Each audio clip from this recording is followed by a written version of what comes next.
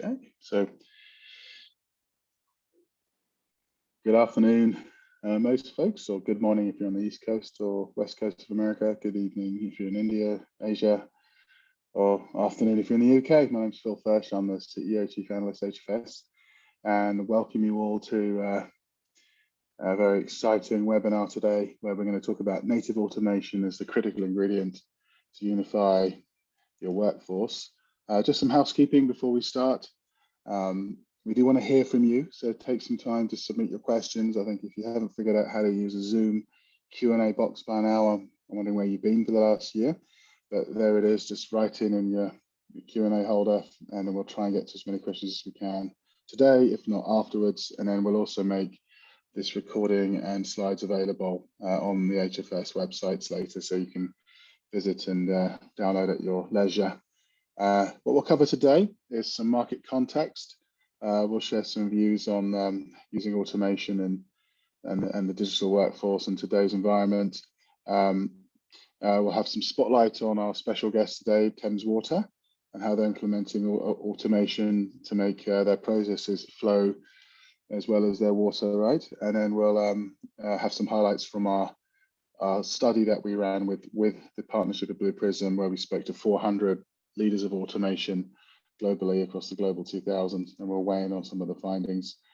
Your host today, myself and my esteemed colleague, Melissa O'Brien. I think you all know me. I've been an analyst for 25 years, spent some time doing consulting with Deloitte, but an analyst with Gartner, IDC, and then founded HFS back in 2010. This is what I've been doing ever since, building a team. One of our analysts today is Melissa. If you'd just like to quickly introduce yourself.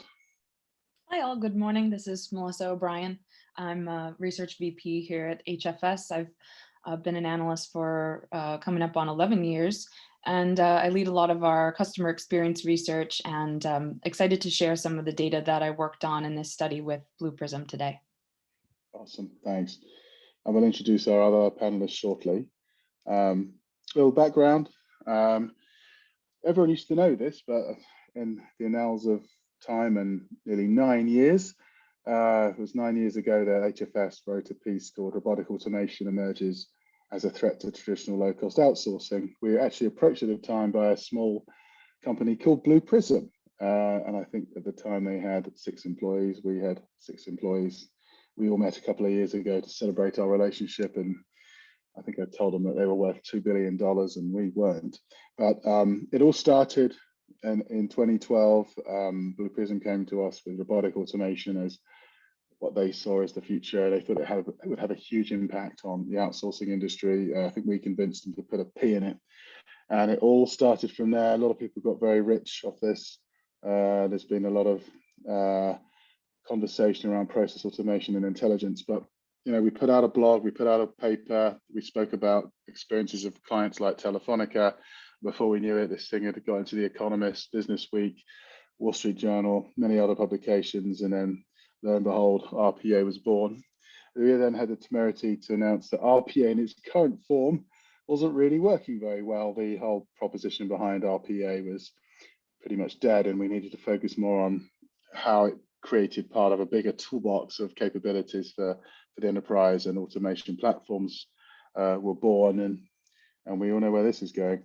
But when we look over the last 20, 30 years of business operations, one thing is really clear, and that's the fact that going from outsourcing, offshoring, the onset of digital around 2010 with the onset of cloud, where the focus was about responding to customers as fast as we could, to the current one office environment we'll talk more about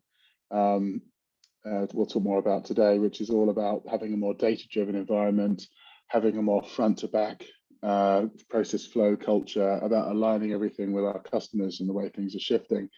But if we look over the last 30 years, we have to admit we've just been kind of doing the same things the same way, just a little bit faster, a little more efficiently, a little cheaper, maybe moving data around the company better.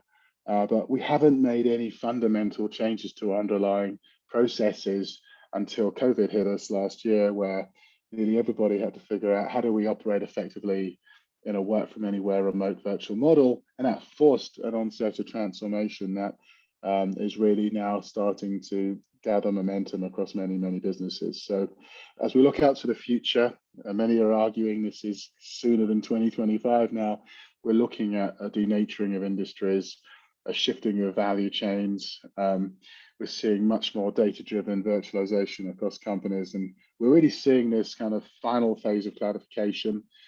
Some companies, it's an early phase of cloudification, but we are seeing real change occur, and we'll be talking a lot about that today. Some data which is literally fresh off the press, where we produce our HFS Pulse study twice a year. This is the first half of 2021, 800 enterprises across the Global 2000. And you can see here that around 60% of staff are expected to return to the office over the next 12 months.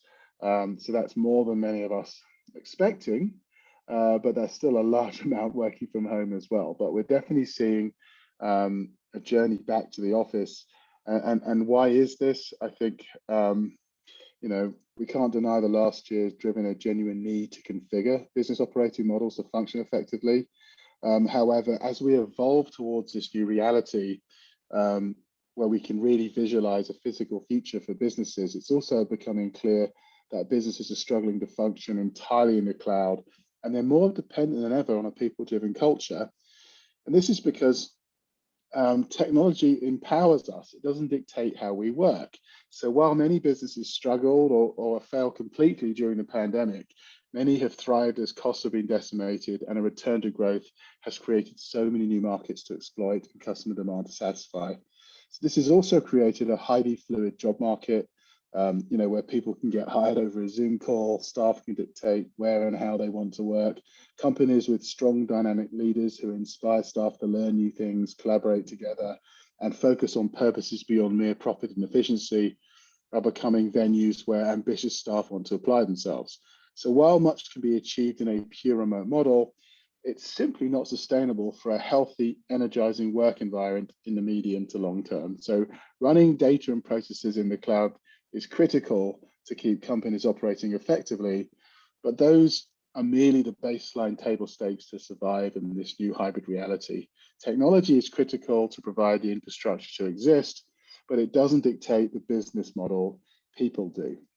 And we can see here some variances in industry, like telecom, for example, has the largest number of people working from home. That number is a 48% stay home number.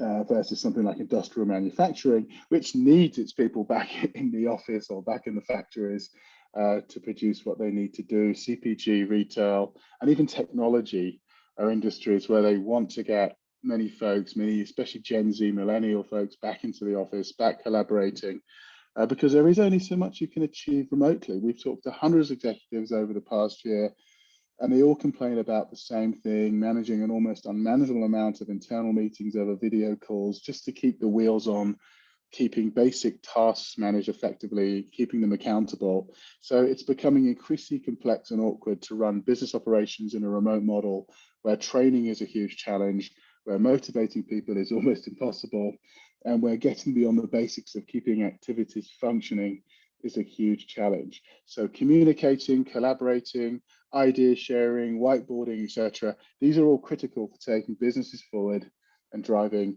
real innovation.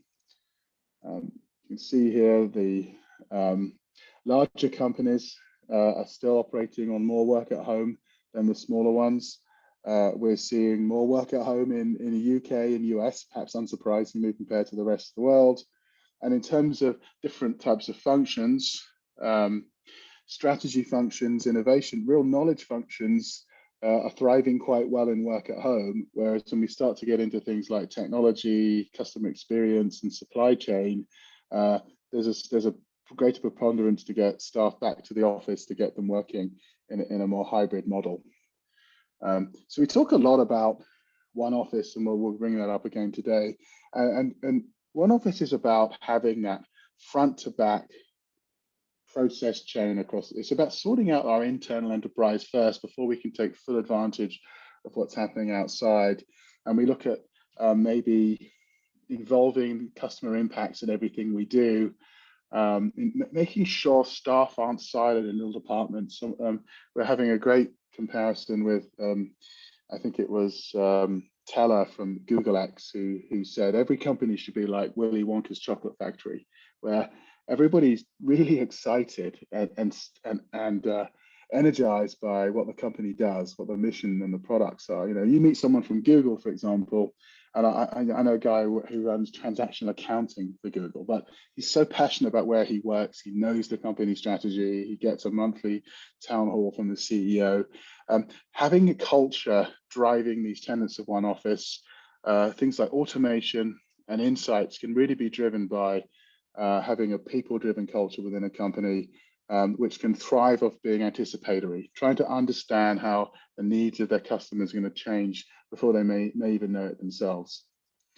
We'll talk a little about skills as we go through the conversation shortly, but having that appetite for change, having the ability as a non-IT executive to have some understanding about cloud and IT schema, database schema, and on the flip side, having IT folks understanding business context are really coming together more aggressively than I've ever seen in my career in this environment. Having more initiative, having the ability to interact and navigate feelings, having a really strong problem-solving skills, social influence skills, and having values beyond mere profit and cost control. These are the things which people are caring about, and these are the skills and attributes that we're seeing coming to the forefront in today's environment.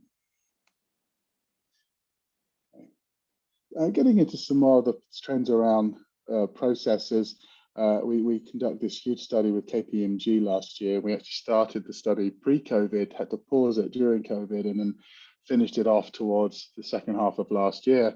And what you can see here is that objectives around process automation, AI, smart analytics, and cloud, pre-COVID, these were merely cost reduction measures. They were helping decision making. They were nice to haves. They've all become essential for future survival since COVID and the pandemic and the evolution of that. And you can see here, as I go back to the Pulse study of 800 global enterprises across the Global 2000, 70% of them are already making increases, either moderate or significant, into emerging tech like process automation, mining, AI, cloud, blockchain, etc. You can see here a lot of process automation, the increase is a little more moderate. And a lot of that is because it's hard, right? How much can you truly do in a remote environment when you really need to lock heads, you need to visualize process, you need to think about what do we need to get the data that's going to make us truly effective in a global environment. When we look at this data by industry, we've taken the process level findings. You can see here that telecom, for example, has got a significant increase in the amount of investments being made in process automation. 51% of the telecom firms are making significant investments. When we look at healthcare and life sciences, 50 to 60% are making moderate increases in process automation, and around a quarter of them are making significant increases.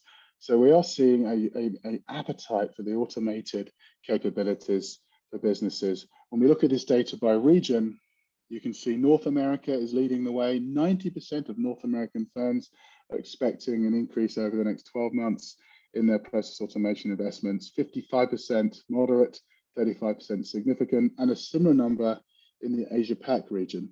UK is less, Europe's even less than that, so they're not quite as aggressive there. But North American organizations are leading the way when it comes to driving more aggressive automation. So let's think a bit more about what automation actually is. And we've got to understand here, it's not a strategy. The strategy is getting the data to win in your market. It's where you align data needs to deliver on business strategy. This is where you clarify your vision and purpose. You then got to rethink your processes to get that data. So what should be added, eliminated, simplified across your workforces? And then you've got to figure out how to design that and design those workflows in the cloud. There's no option but to have a planned design processes in the cloud to be effective in this work from anywhere economy. Our global talent has to come together to create a much more borderless, completely digital business. And then we've got to think about automating the data. So automation is not your strategy, It's the necessary discipline to ensure your processes provide the data at speed to achieve your business outcomes. So you've got to approach all future automation in the cloud if you truly want your processes to run effectively end to end. Have a bit of fun here, shared by my good friend Ralph Diaz, where people love to talk about how their intelligent bot will manage end-to-end processes, but they really need that IT delivery team to know that the solution is not technically possible. So we'll talk a bit more about the emerging stack, but this is how things are shifting. You see the tenets of one office in regards to native automation, people and process change, and data and decisions. And these are being driven by a tech stack, which we're building as we evolve, where enterprise operations dictates what data we need, how we manage the business. We have an engagement AI layer where we look at how we can truly leverage conversational AI in context, look at things like digital assistants and intelligent workflows to make that effective. We look a lot of RPA, and we actually bracketing a lot of AI ops in with RPA now, because we feel really getting those intelligent operational processes managed and effectively is very important. There's a whole market evolving with intelligent document processing. Industries like insurance and healthcare and banking, it's so much paperwork that needs to be digitized, screens need to be scraped, process flows need to be put into electronic formats like never before. I've done some work with the National Health Service in the UK, where we've actually seen tools used very effectively to take PDFs and green screen information from patient histories and things, and being put into the right workflows to get solutions and medical solutions to market faster. And then, we can talk more about this as we go through today's conversation around the other pieces in the toolbox that can make this truly effective across things like data optimization and integration. And then getting into the study we ran with Blue Prism, things are moving very, very fast, and there's a strong desire when we look at the extent leadership is pursuing operational strategies. They look at automation as a catalyst to modernize legacy business practices. That is being aggressively pursued. But one of the things I thought really worth pulling out here is a huge desire to enable a much more digitized workforce with end-to-end automation. There's also a focus on increasing reliance on third-party outsourcers, one, to help reduce costs, but two, to plug talent gaps. And companies aren't looking to keep adding people in this market. They're looking to get more from what they've got. How do we, we bought a lot of licenses of software. We've got a lot of people learning to use that software. Let's get more out of what we paid for. And my colleague, Elena Christopher, did a great piece on, didn't you wish you'd done more as COVID hit? And companies are really struggling with this. So to conclude here, you've got to drive native automation way beyond RPA. You need a cross-functional mindset. You need to get out of these organizational silos, or you'll never be able to truly benefit from the technology. You've got to cross-fertilize your AI OPs with your RPA, converging those IT and business requirements. You need to embrace what we say is non-height IT automation use cases. Look at continuous configuration automation, service orchestration, and some of these areas, test automation, where we're seeing a lot of proven success cases. And then one office emerging technology, where we've just spoken about the platform and where that's all shifting. So without further ado, we'd like to get our panel to introduce themselves. So Eric Tyree, you're the head of AI at Blue Prism. Great to have you on here, Eric. Thanks. Pleasure to be here. Okay. Could you just give us a quick backgrounder on you and your travels? Sure. So I've been in the AI and data monetization space for about 25 years. Been sort of started out in setting up data science teams for a startup that went on to be quite successful around anti-fraud and anti-money laundering systems in the banking sector. But then did a spell in the hedge fund industry with automated trading. There's on the data monetization ferry at Capita, which is a large outsourcer in the United Kingdom. And basically my job was to go from business to business within the company looking at data assets and how data can be used to either be monetized in and of itself or be turned into new business lines or more effective business operations for the company. I was in a short spell in the travel industry, and then I joined Blue Prism my 10-year-old asked me what I do for a living, and I said I put brains in robots, which is probably a fair summary of what I do all day long. There you go. So you got out of the travel industry just in time, it sounds like. Yeah, literally. Wonderful. And Nicola at North at Thames Water, great to have you on today. Nicola, could you give us a bit of background on you and your role and what you're doing? Yeah, of course. So I'm Nikki North. I've worked at Thames Water currently for about 7 or 8 months. I joined there in November of last year. My current role is as RPA lead in customer improvement. And before that, I worked at the cooperative bank for 17 years, and 15 years of that was working in RPA. So I know you mentioned, Phil, 2012 as when Blue Prism came to you, and I've been working with them since about 2005. So kind of a lot of history and a lot of experience in the very, very early days before the term RPA had been coined. And when someone asked me what I did for a living, I didn't really know what to say, because it was just kind of, we were making it up as we went along with some of the other foundation customers of Blue Prism. And yeah, so that's kind of my history and my background. Wonderful. Great to have you on here. So Melissa, over to you. I think you're going to hit us with some questions, right? So.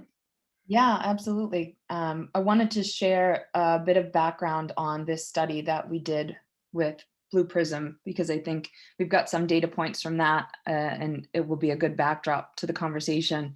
We ran this study in the later part of 2020 and early 2021. So it was a really interesting time to get some perspectives from automation leaders in business and IT across the global 2000, because I think most organizations had sort of stabilized and figured out how to work in this environment, figured out how to, where they're placing their bets. And so one of the key data points that I wanted to share was asking about, we asked about what the biggest changes were to their organization's approach to adopting digital tech as a result of the disruption of the past year. And the overwhelmingly top response was that they've gotten faster in making technology decisions. I think it's sort of, this environment forced a lot of decision making that perhaps had been on the back burner or on the shelf for a while, that suddenly became essential in order to operate. And people learned that you didn't need to, get on planes and have a million meetings in order to make these decisions. So that's, I think, one positive trend that we saw coming out of this. We also saw a shift to, cheaper, faster, and easier, and to stop looking at, technology in its own, sort of lens of just the tech, to, how is this impacting the experience, which we talk a lot about in our One Office organization, which is both customer experience as well as employee experience. And 40% and close to 40% said that it's actually easier to implement new technology, and also that the shift has been on efficiency and cost containment, as I said, as everyone sort of needed to hunker down, place their bets on what's core, what's essential, conserving cash. So it's just that the lens, I think, has shifted from a technology adoption standpoint, and very interested to hear if we can shift over to you, Nikki, as far as what your experiences has been over the past year. Have you seen some of these trends in your role where so much has changed? What are the biggest changes that you've seen? And do you think companies are really getting faster at decision making around it? Yeah, so I think with the decision making, I do think companies are getting faster at making the decisions. I think time's going to tell really whether they can maintain that, if we're going to slip back into the old habits when people do get back into the office. So I do definitely think that's happened. Like I say, it's going to be whether we can maintain that momentum on keeping those decision making processes as quick and as efficient as they definitely have become. There's been a lot of COVID-19 response success stories that I've heard, some that I've personally been involved in and some that I've heard out, in the sort of the wider RPA community. Last year was a really unprecedented time. I think, especially I was working at the bank back then, so it was more of a sort of customer service, financial services role, and it was an odd time because you had customer demand for wanting to contact and talk to people and get reassurance. We talk about payment holidays and people not, being on furlough and all the financial worries that they had. So they wanted to talk to people more than ever. But at the same time, and I'm sure this is experience across all industries, you had between shielding, isolation, furlough, and companies not necessarily being set up for everyone to work from home instantly, you had lower staffing levels. And I think it really shone a light on that experience that you've mentioned there of the value that human contact can add and how valuable our human workers are for that. But it also shone a light on the amount of things that could be automated and that were previously perceived maybe as had to be done,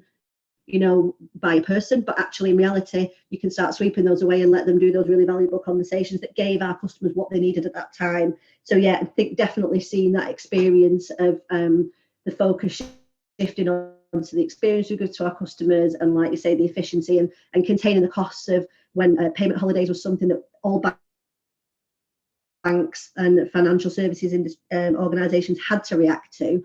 And when that happened, there wasn't the amount of, it wasn't so much money, there weren't people that you could draft in to come and do those things because people was one of the things that we were lacking. And so being able to do those processes, deliver them in, I think it was 9 days, one of the processes we delivered with Blue Prism, and being able to be flexible with what we're delivering as well, because payment holidays was something that, it didn't necessarily exist on some of the systems.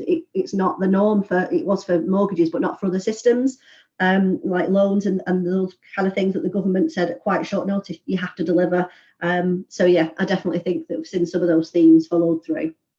Yeah, it's an interesting point that you made around the customer contact and volumes, because I work with a lot of the contact center firms, and it's interesting, as much as the sort of digital intelligent chatbots and stuff had to pick up some of the slack while folks work from home, we also heard so much feedback that people just really wanted to talk to other people, and get reassurances on, in particular, such important things like, mortgage process and things like that. They want that reassurance, more so in a remote environment. So great point.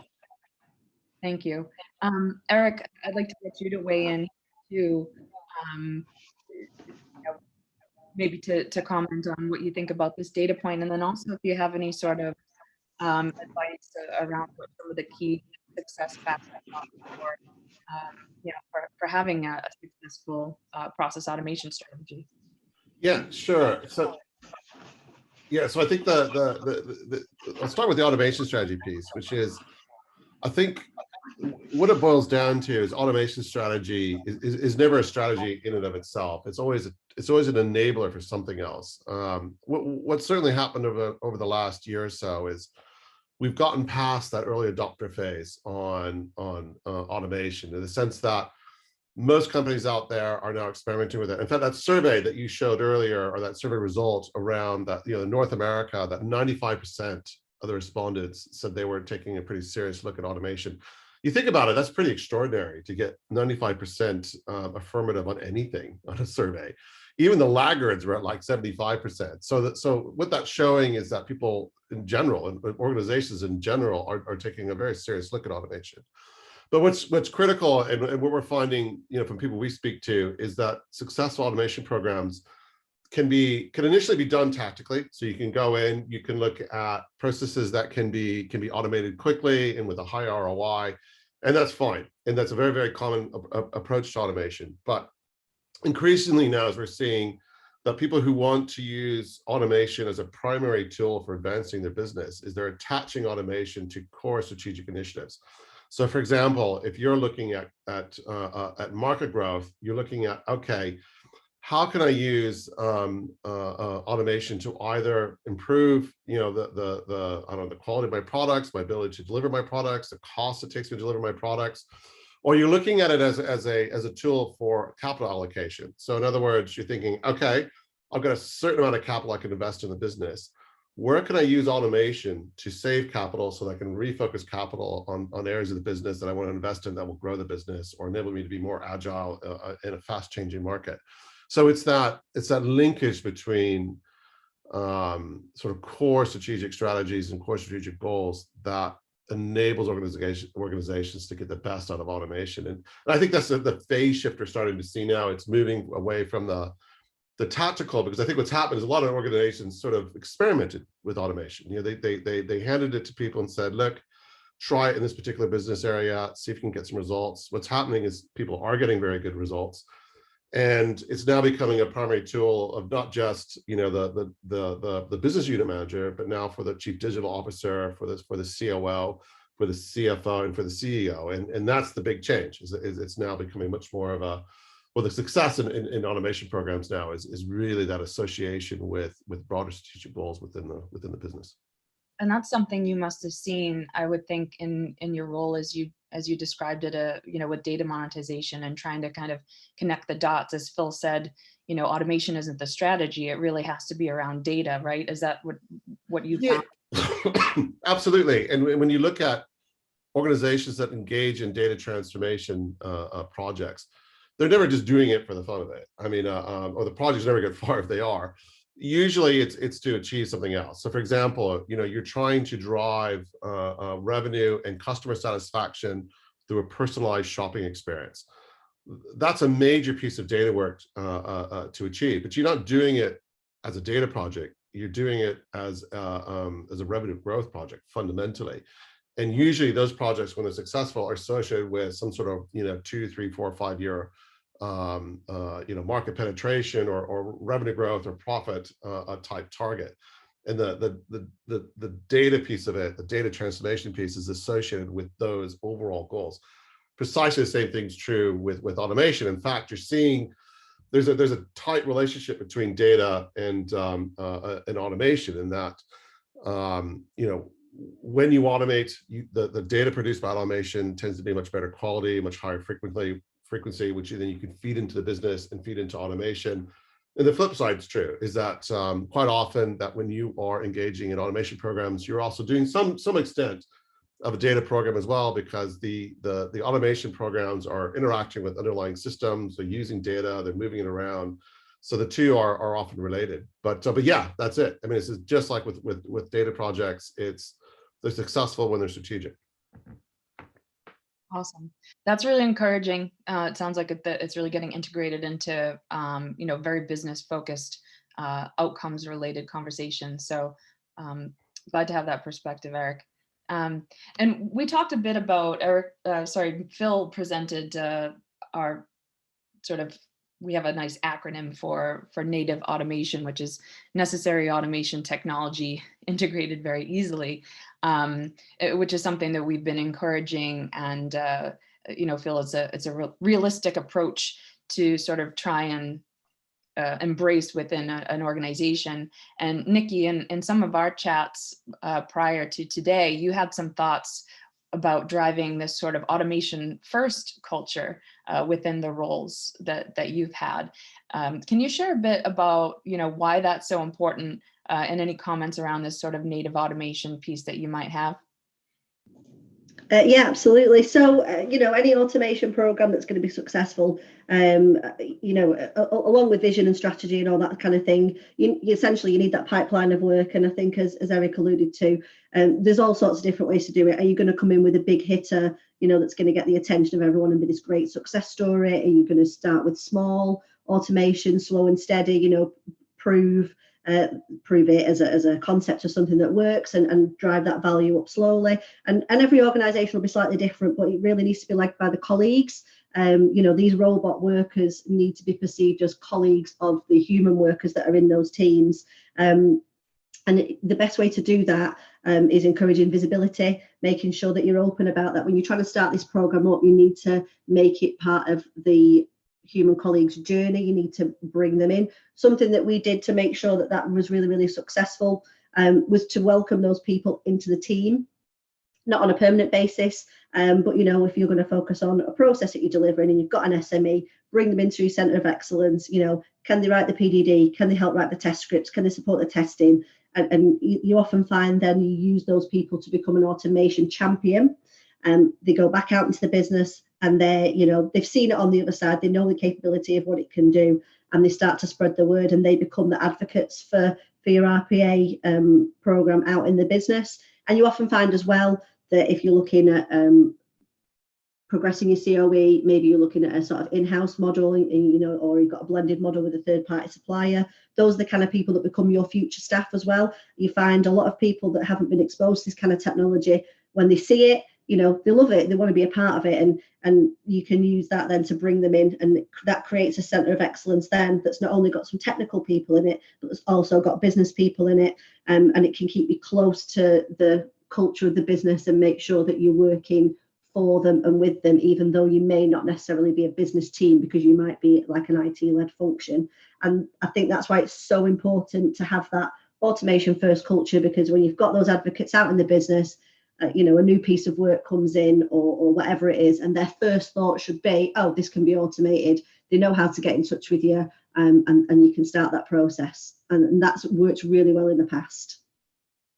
Yeah, that's such a great point, Nikki. Culture is something that we hear all the time in conversations that we're having with enterprises, and how they're trying to approach that. Like you said, get folks excited and on board and becoming champions of certain processes. At the same time, on the flip side of it, this is another data point that we got from the study in conjunction with Blue Prism, which is that the top impediments or the top issues that folks said that they had that were challenging to creating quote unquote digital workforce, adopting emerging tech and using automation, were actually people problems. So 3 out of these 4 top responses here. Getting employees on board is a challenge. Getting alignment and consensus across leadership. What's the organizational culture to embrace it? And then the one piece here that was more about technology is about figuring out which elements need to be integrated is also a top challenge. So it's interesting, you mentioned that culture element, and there's sort of a people problem here. If I could, categorize these 3 responses. Eric, I'll bring you in on this one. Do you have any views on what the impediments that you see are with your clients, or what you've seen in your past experiences, and just any sort of best practices to try and overcome them from your perspective? Yeah, this people one's a really, really important point. Is businesses aren't made up of technology; they're made up of people. And when you look at transformation, it's always down to people. And so this point about automation first, I think it's a really, really important point, because it's a change in mindset. Is that when you really get the most out of automation, is you really do need to take an entire set of processes or an entire business unit, whatever it is you're looking at, and redesign it from the ground up. I mean, one of the biggest mistakes people can make is they'll take an existing process and just automate it as is. And as someone once put it to me, that the problem with that is you're just automating your existing spaghetti bowl. You really should straighten it all out and then automate the straightened out version of it. The people side, though, is critical. And one of the things I think is very interesting that it was just touched on is that we're seeing the emergence of the business automation sort of expert, or so a center of excellence populated by people who are experts in not just what automation can do from a technology point of view, but how do you rethink process design from an automation perspective? How do you rethink how people work together and how they work with machines from an automation point of view? And I think that's quite telling that discipline in and of itself is now emerging, because to the point is that you need people who can think about organizations as human organizations that are changing the way in which they're leveraging technology to get things done. And it changes the roles that people have, it changes the skills that they need.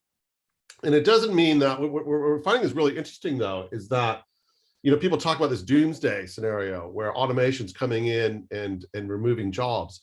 The irony of it is that that's not what's happening. It's usually one of 2 things. The first thing is that if you look at most, at least knowledge-based industries and service industries, the problem isn't that there's too many people, and so people are automating to try and reduce costs.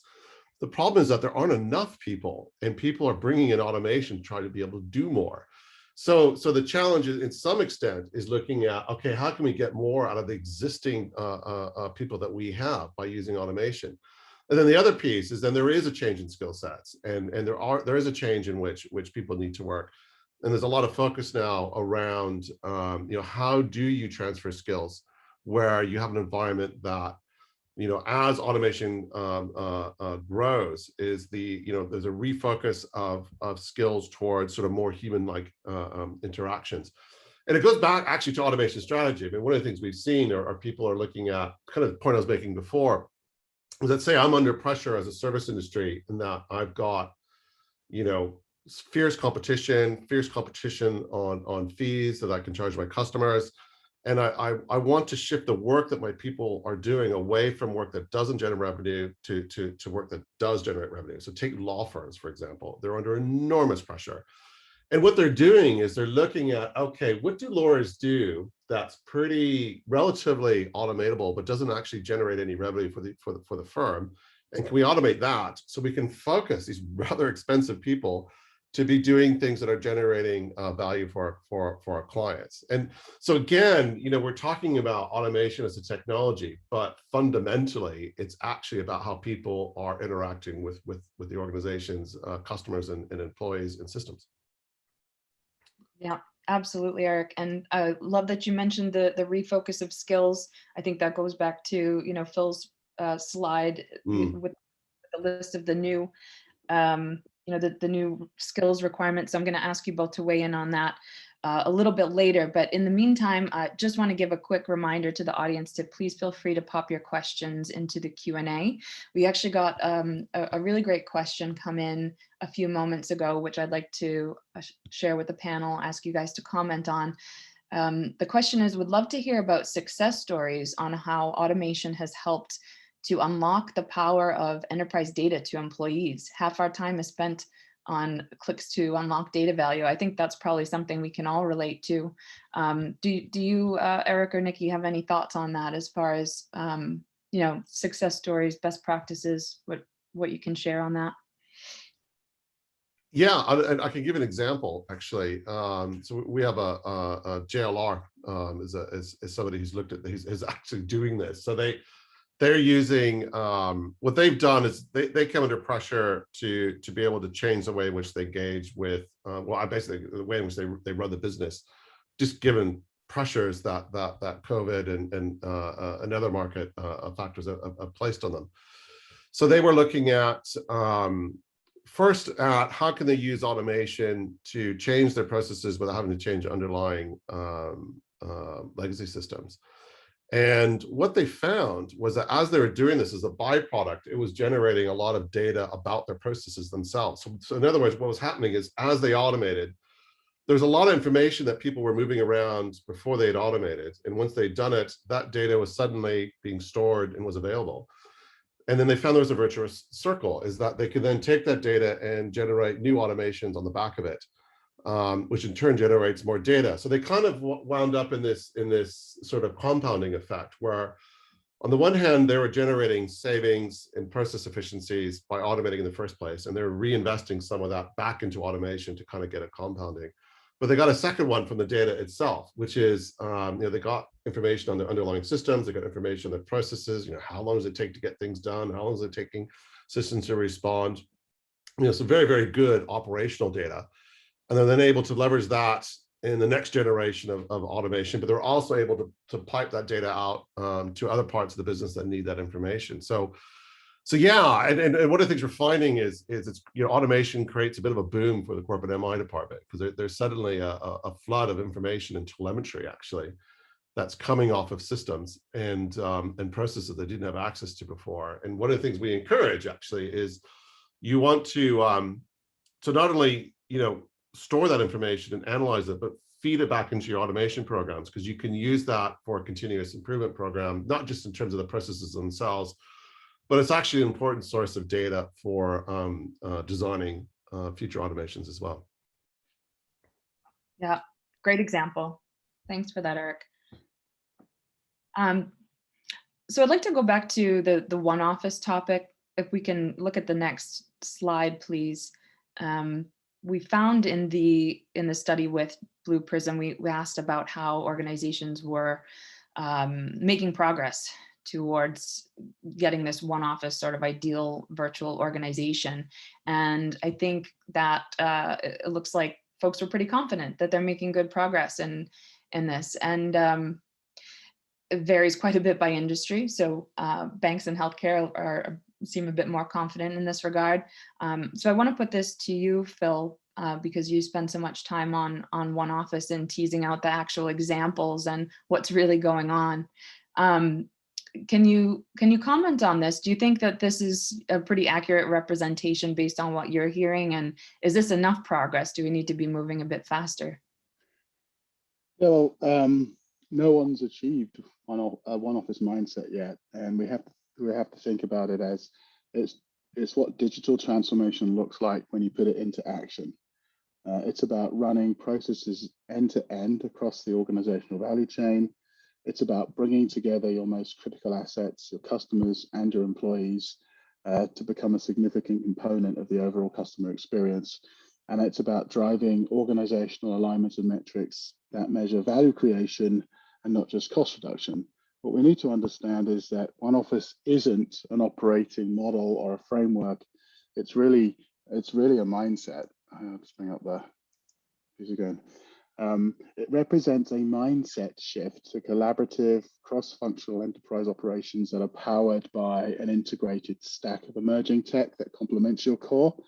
It natively automates your processes. It really enables your people, empowers your decisions, and it breaks down that front-to-back legacy silo that many companies have played with to create only one office that truly matters, and that's one office. And this has resonated with so many enterprise leaders who are trying to build a culture around innovation, trying to unleash their people, particularly in a remote environment, to be more creative, to really start to think about the needs of the customers and how they are embedded into the everyday operations of what companies do, and not just have automation as a little silo, that exists in the back of the company. It has to be something that's pervasive, that's native, that really does function. I mean, we hear a lot about employees now who are rewarded for automating elements of their job. I've even heard of one company that is promoting people once they've automated their entire job. But this has to be a collective mindset, and automation is a big part of that, along with the ability of people and processes to change, and the ability to have a really functional data and decisions sort of strategy that drives the whole thing. Yeah, great comments. A note to self, I'll work on automating parts of my role. Let's move on to back to the skills. Data point, yeah, there we go, thank you. I want to get Eric and Nikki to weigh in on this. As we automate more and more things, as self-service becomes more of a adopted thing, both in terms of employees and in terms of customers. We're hearing that means a refocusing of skills. Are you seeing in your organizations that these components are becoming more important?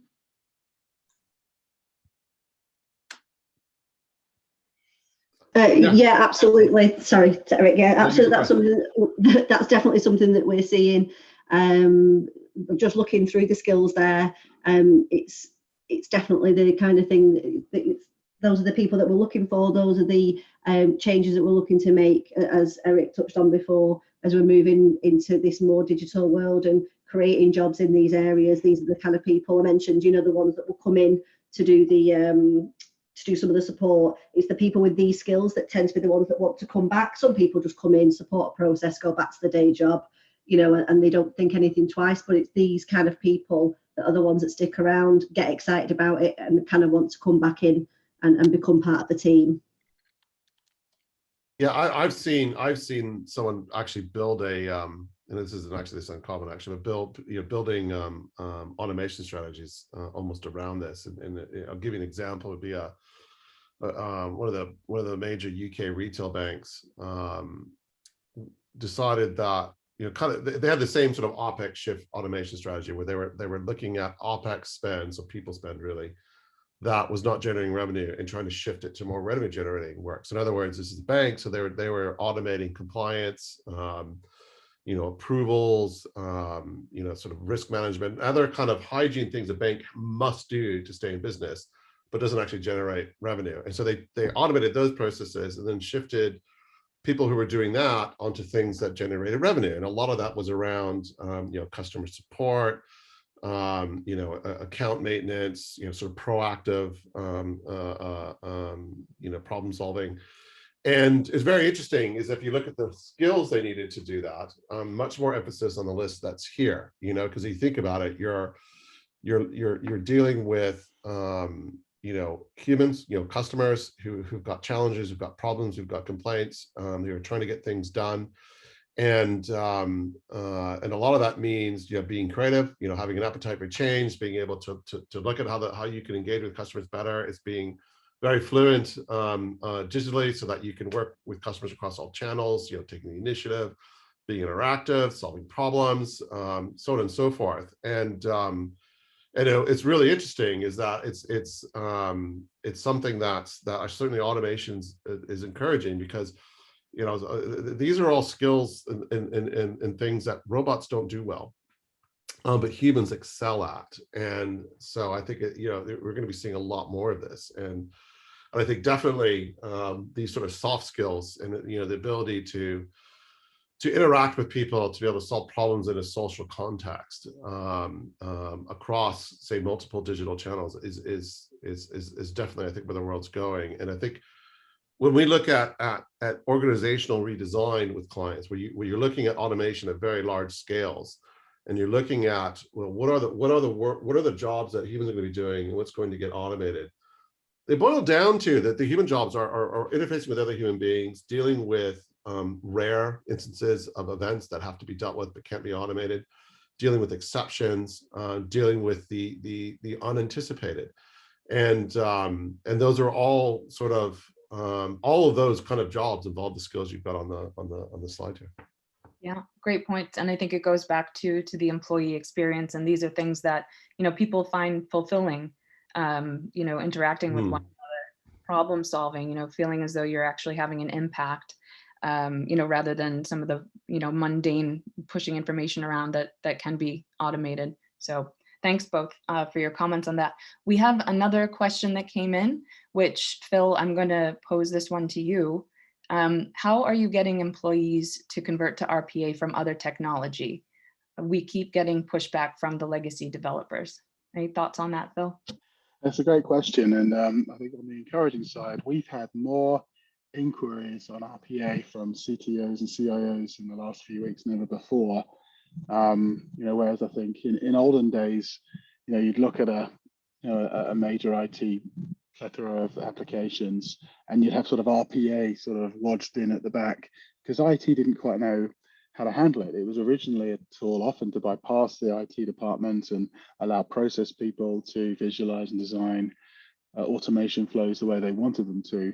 But until you really do get IT's buy-in and you get RPA treated as an enterprise application, it's going to be forever sort of struggling.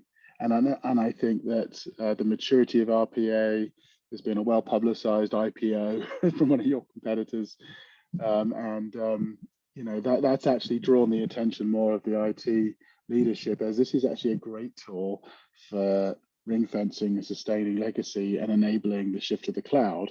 So most businesses today are operating in a two-speed environment where there's a lot of data and process that isn't cloud ready. And if you try and move crap data into the cloud, you've got even more crap data and it's expensive.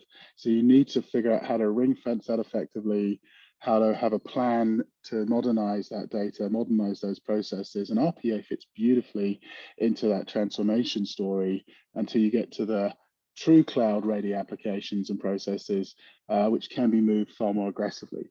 So I think when you look at the fact of RPA being treated as a serious enterprise-ready IT application, we've got to remember a few basic rules here, which is IT and business must work together and share the responsibility to digitize processes. There needs to be a mutual respect between IT and business. You've got to treat RPA as an enterprise application. It's not a widget or productivity utility. It doesn't have a chance of supporting digital change if it's treated that way. So it needs to be recognized as part of the canon of digital change agents that are really helping advance how companies are run. So no tool alone can ever do the job. It's the exponential power of adding to other applications, which makes it really compelling.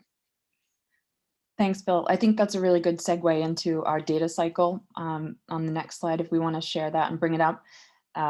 This one is really about, quite a bit what you just discussed, rethinking processes to get the right data, to the points that Eric was making earlier, making sure that, they make sense instead of automating broken processes.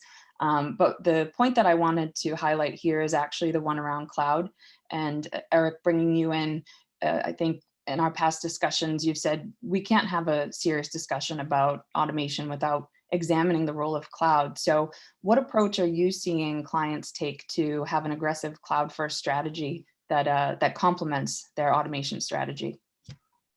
Yeah, they're going hand in hand. So when we're talking to clients who feel secure in going to cloud, so there's a lot of organizations, particularly in financial services and in other areas, have got very, very sensitive data, are a bit hesitant, but they're heading in that direction. But organizations that are embracing it, they only want to talk about automation in the cloud, and they see it as a way of justifying their investment in cloud. So in other words, the two are kind of seen as two sides of the same coin. So when we're into conversations with somebody about, certainly larger scale automation programs, it's also a discussion about cloud strategy and where they are on their journey. How does automation either help them do that, or how does automation fit into that strategy? So they're very much integral, and it's also, to the earlier point made, is what they're also doing is, if they're looking, because automation involves a change in technology, a change in the way you leverage technology, and if you're making that conversion to a cloud platform, it's a good way to be thinking about how you want to design that. So if you and it's a great time to make some of those technology changes that you might want to make as part of automation as you're making that transition. And but yeah, to the point just made, garbage in, garbage out, and you really do need to, if you're going to be looking at automation, you already have to solve those problems. If you're looking at cloud, you have to solve the problems. So it's not, it's not unusual for people to be talking about the two in the same breath when they're talking to us. Super.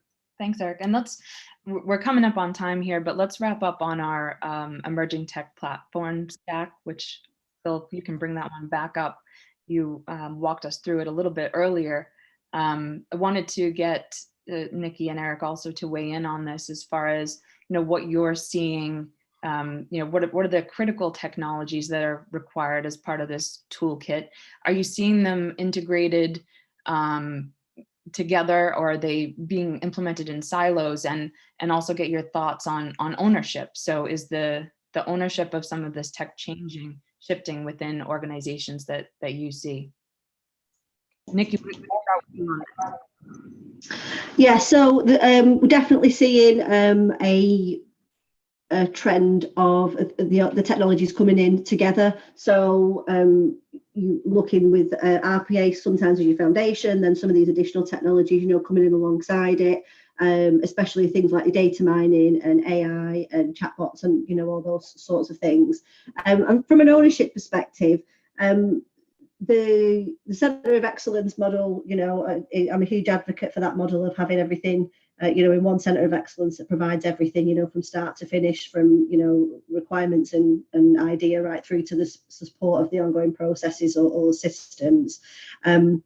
Definitely an advocate of that. And I think one of the struggles you have sometimes is because you've got that IT and business in two different functions, but really needs to come together into one sort of Centre of Excellence. But I think I'm seeing have seen over years a shift more into IT. Phil touched on it earlier. When I started out, we were just a pure business team, but we were kind of flying under the radar of IT because we started so early and it was such a new thing. They didn't really, weren't aware of what we were doing. But the consequence of that was great for us because actually they came down quite hard on us, and we had to prove ourselves, I think, a bit more than what an IT team would have been. And, you know, because of that, because of how we had to prove what we were doing was great. Our governance and our methodologies and our processes within the team were great. But I am seeing a shift more now into IT and things being owned in that sort of IT framework rather than in the business. Yeah, I'm seeing it. I'm seeing two.